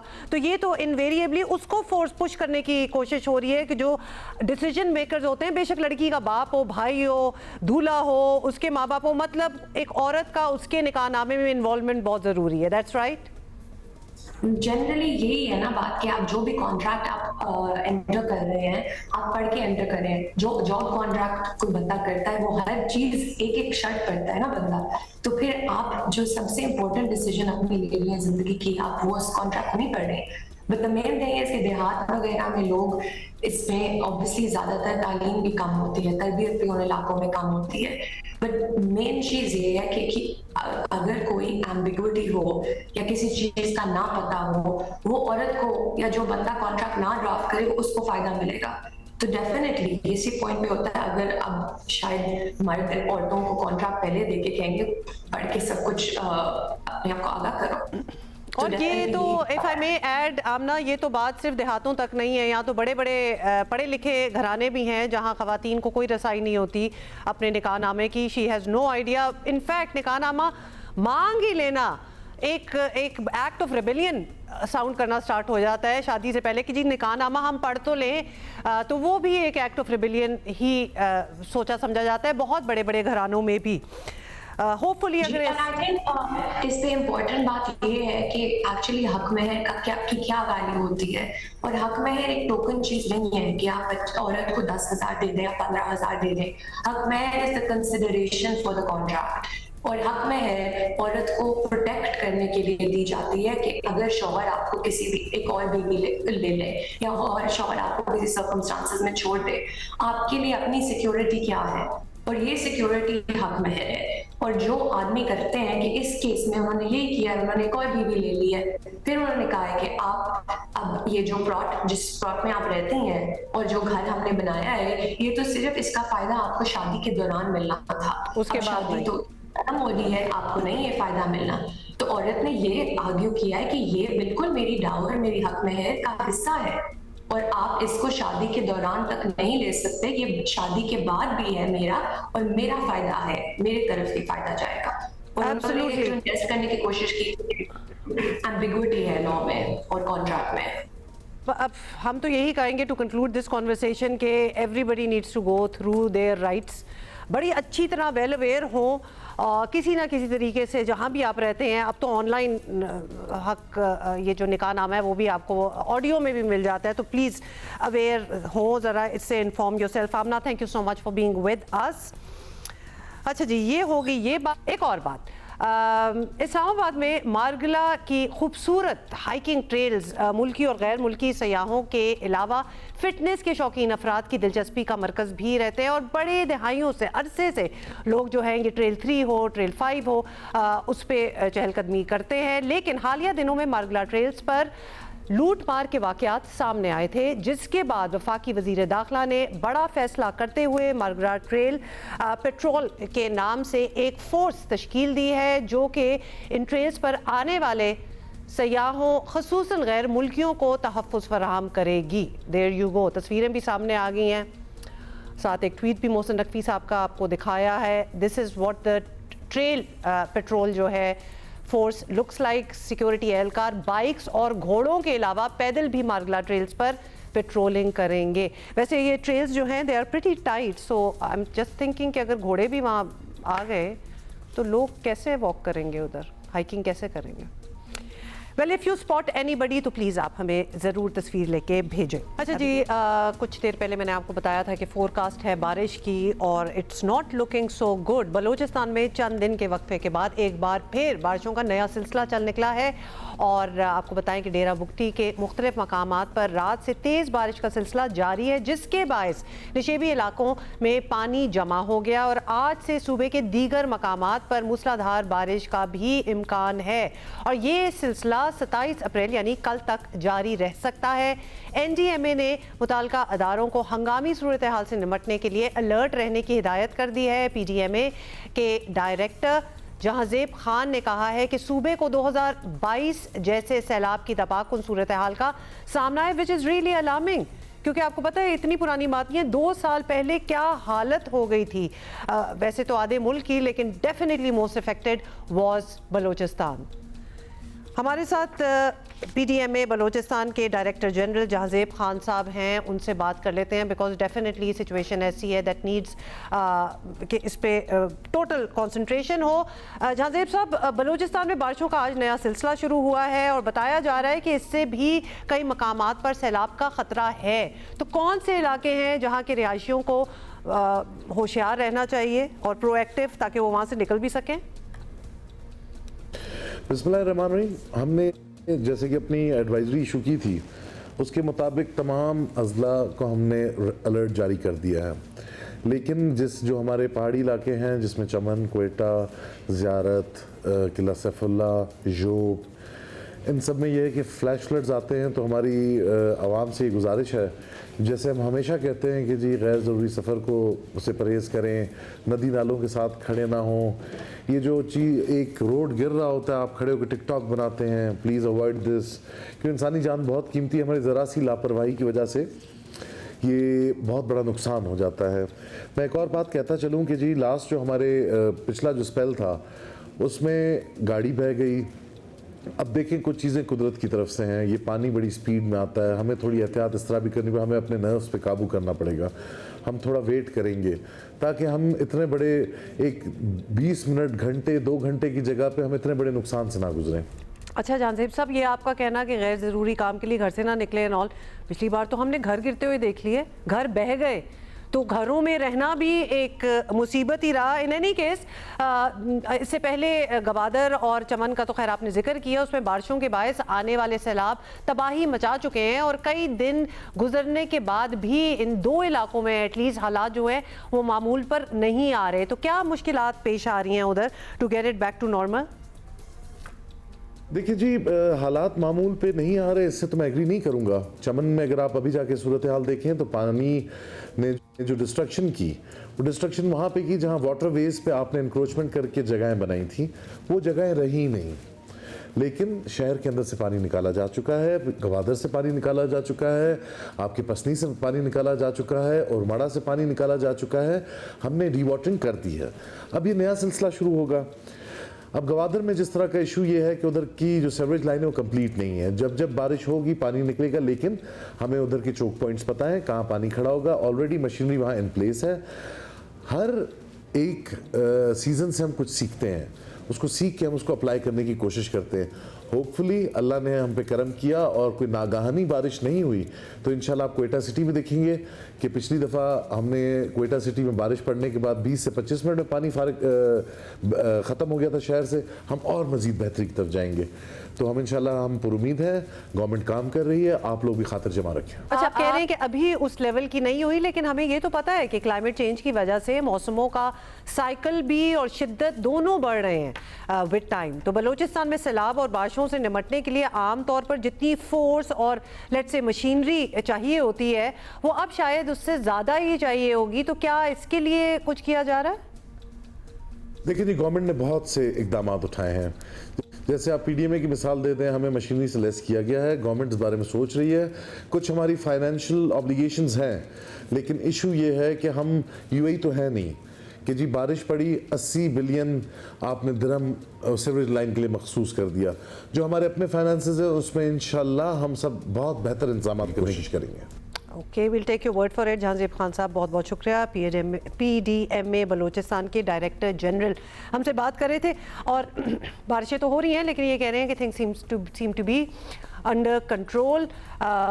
दुबई का भी इन्होंने तस्करा किया कि दुबई में भी वैसे तो शदीद किस्म की तबाही हुई है, और अब तो उन्होंने एक तखमीना भी लगा लिया है, losses going into millions and billions of dirhams हैं। और उनका ये कहना है, एटलीस्ट वहाँ की हुकूमतें ऐसी होती हैं कि एमिराती जो वहाँ के लोकल लोग हैं उनके जो रिकन्स्ट्रक्शन सारा घरों का होगा, जो भी तबाही हुई है वो हुकूमत ने अपने ज़िम्मे ली है कि हम करेंगे।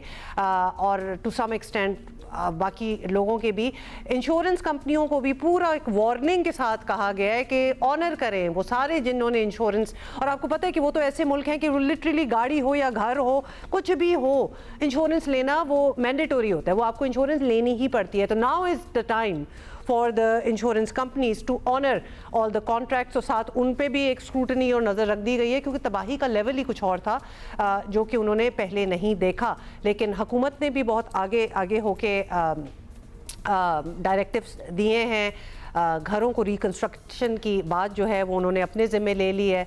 सो काश इस किस्म की चीज़ें इधर भी हो जाए। यस, हमारे लेवल का काम होता है, but we need so much more than that. अच्छा जी, that is all for now. Time भी ख़त्म हो गया, बातें तो आपको पता है हमारी कभी ख़त्म नहीं होती, बट इंशाल्लाह we'll see you on Monday.